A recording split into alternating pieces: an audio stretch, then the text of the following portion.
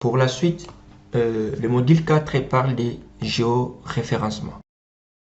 Il se peut que vous avez des données, par exemple une image, ça peut être une carte, une image satellite, une carte scannée, dont vous voulez utiliser. Mais cette image-là n'est pas géoréférencée. Cette image-là n'a pas les informations sur les coordonnées ou les référencements géographiques. Maintenant, l'opération de géoréférencement vous permet juste d'attribuer les vraies coordonnées à une image. Je vous ai montré au début, et nous avons une carte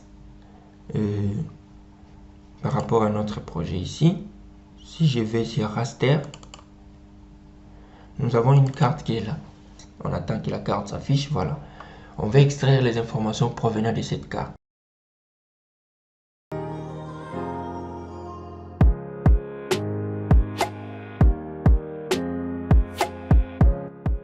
Nous parlons de la numérisation. Avant de numériser cette carte, il faut que la carte respecte l'emplacement exact. Il faut que la carte soit bien référencée. Une fois vous l'ajoutez sur QGIS.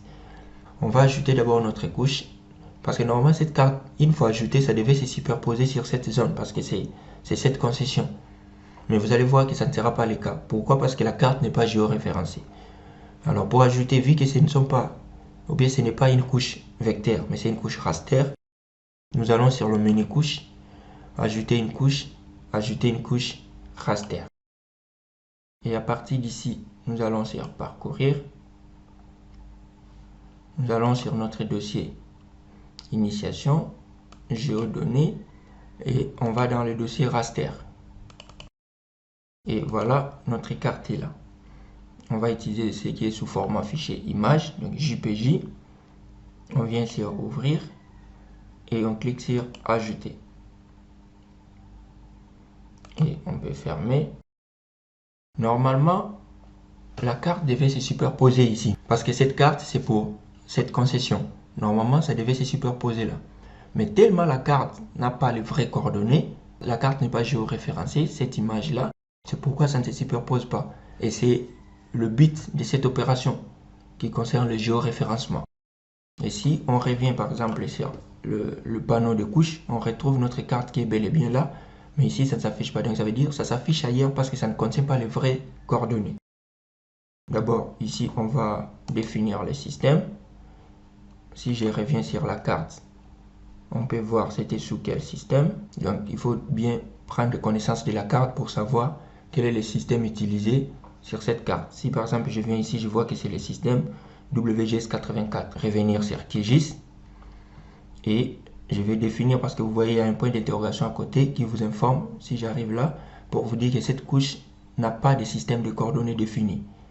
Donc, j'ai défini le système partant de ce qui est affiché sur la carte. Mais cela ne veut pas dire que j'ai attribué les vraies coordonnées. Donc, je fais clic droit, SCR de la couche, donc système de coordonnées de la couche, et j'ai défini le système 4326 d'un WGS84. Mais après, vous voyez toujours que ça n'apparaît pas parce que ça ne contient pas les vraies informations sur le plan système de coordonnées.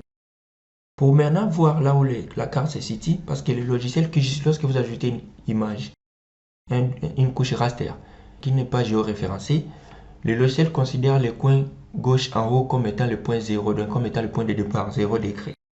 Et si je viens sur cette carte pour voir là où ça s'affiche, je peux faire clic droit, aller, je clique sur zoomer sur la couche. Et voilà là où ça se trouve notre carte. Donc ça veut dire que ce n'est pas au bon endroit. Parce que normalement ça devait se superposer avec la concession concernée. On va maintenant procéder au géoréférencement.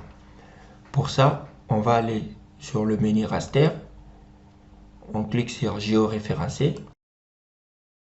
Et on retrouve cette interface. Donc c'est ici qu'on fera l'opération de géoréférencement.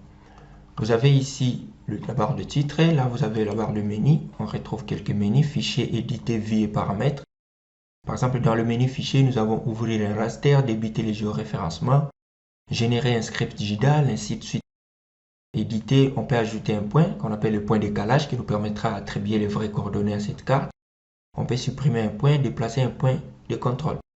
En vie, on peut zoomer, on peut déplacer, zoom plus, zoom moins.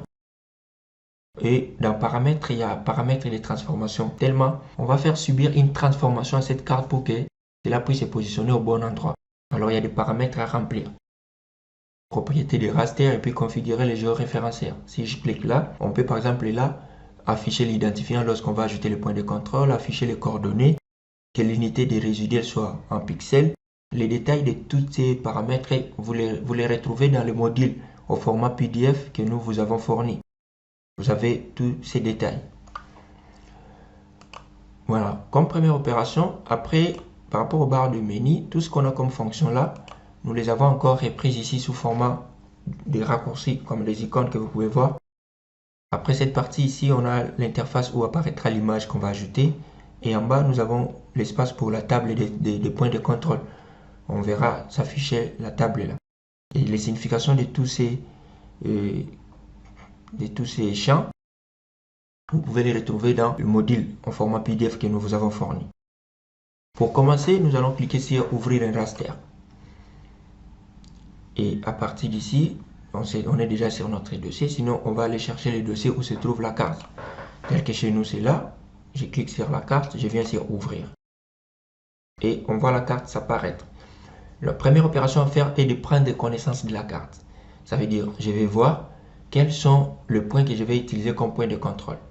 Qu'est-ce qui va se passer? Ça veut dire, je vais me servir de l'intersection de ces coordonnées parce qu'il y a deux façons de faire le géoréférencement. Soit en prenant en compte les informations contenues sur la carte, donc contenues dans la carte. Par exemple ici, nous avons déjà la grille de coordonnées qui est là, on peut se référer à cette grille.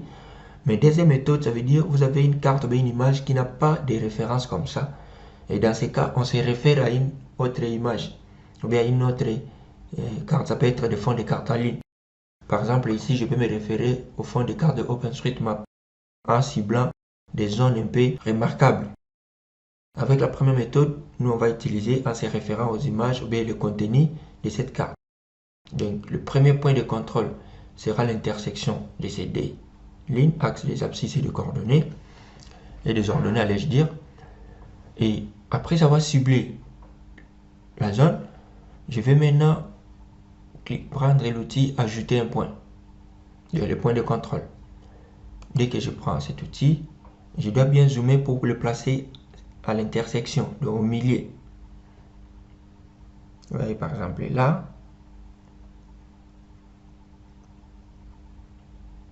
Je le place au milieu. Je fais clic gauche. Et il me présente, le dossier me présente cette interface. Donc ici, je dois indiquer maintenant les vraies coordonnées de ces points-là, ainsi que les vrais systèmes de coordonnées.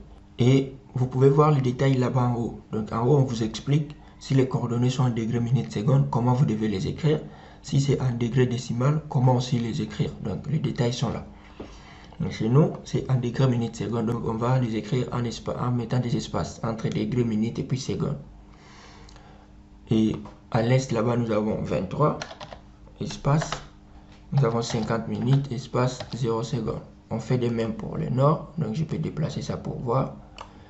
Au nord, nous avons 0 degré, 50 minutes, 0 secondes. Et après avoir fini, vous devez indiquer aussi le système de coordonnées. Pour nous, c'est WGS84. Et je clique sur OK. Vous pouvez voir maintenant sur la table des points de contrôle, ça vient d'ajouter le premier point de contrôle que je viens de placer. Et ici, vous avez les coordonnées. Par rapport à ça, ici, vous avez ces champs vous montrent si le point sera pris en compte lors du géoréférencement. Ici, vous avez ID, l'identifiant du point, les sources X et Y. Ça veut dire ce sont les coordonnées de la carte lorsque ce n'était pas encore géoréférencé. Et destination X et Y, ce sont les coordonnées que vous attribuez, donc les vraies coordonnées que vous souhaitez que cela puisse apparaître sur la carte, donc les vraies coordonnées de la carte. DX et DY, normalement, c'est la différence entre les coordonnées qui étaient avant sur cette image qui n'était pas géoréférencée et les coordonnées, les vraies coordonnées que vous avez ajoutées. Et les résidus là, en fait, c'est l'erreur, les rapports de l'erreur. Donc il faut faire en sorte que ces rapports ne soient pas au-dessus des 10. L'erreur ne doit pas être au-dessus des 10. Sinon, le géoréférencement ne va pas bien réussir. Après avoir ajouté le premier point, on va faire de même pour le deuxième point. Et ici, on voit qu'à l'est, nous avons 24 degrés 20 minutes. Et de l'autre côté, toujours 0 degré 50 minutes. Donc je zoome et je place le curseur au milieu, l'intersection de ces deux lignes. Je réduis et puis je mets des valeurs qui sont là. Nous avons 24,20, plutôt 24 espace 20 espace 0. Et au nord, nous avons 0 espace 50 0. Toujours le même système. Je clique sur OK. Vous voyez là, nous venons d'ajouter le deuxième point des contrôles. Vous pouvez ajouter autant de points que vous souhaitez, mais dans le cas présent, on va prendre seulement 4. Voilà, je pense qu'avec les 4 points, c'est bon. Maintenant, comme je disais, ça veut dire par rapport là, vous voyez activer, si j'ai des coches comme ça veut dire lorsque je vais faire les géoréférencements, ces points ne seront pas pris en compte. Mais si je veux que tout soit pris en compte, je coche. Mais vous remarquez que les 3 derniers champs ne sont pas remplis. Pourquoi? Parce que en fait, ceci se réfère aux paramètres des transformations. Quel type de transformation vous effectuez? C'est ce qui va permettre à ce qu'on ait des valeurs par rapport à ces champs, parce que ce sont des rapports provenant par rapport à combinaison d'autres champs qui sont là. Donc pour ça, je peux venir soit sur paramètres, cliquer sur paramètres et transformation, ou encore je clique directement sur l'icône jaune qui est là. Si je viens sur paramètres, puis cliquer sur paramètres et transformation, et là, vous voyez que j'ai cette interface.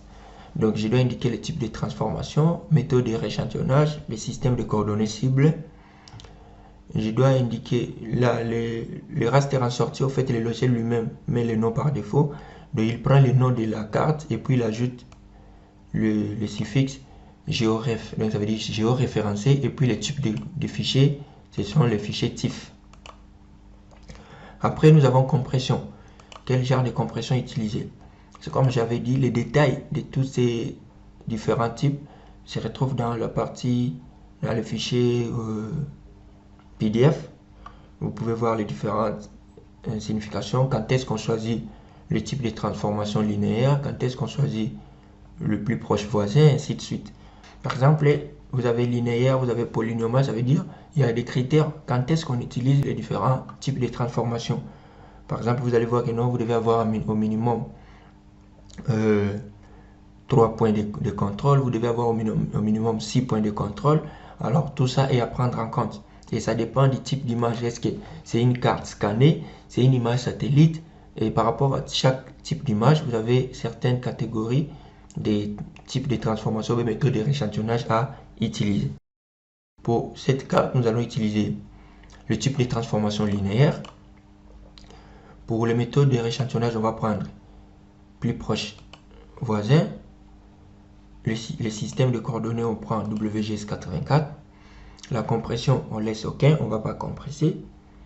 Et au final, on clique sur OK. Et là, vous voyez que tout ça est bien rempli. Et là, vous avez résidu en pixels, comme j'avais dit. Il faut faire en sorte que ça ne soit pas plus de 10. Sinon, le géoréférencement ne va pas bien réussir. Ça, c'est l'erreur. Les rapports d'erreur, allais-je dire. Maintenant, après avoir fini tout ça, qu'est-ce qu'on fait? On vient sur Fichier et puis on clique sur Débuter le géoréférencement. Soit encore, on peut le faire directement sur cette icône.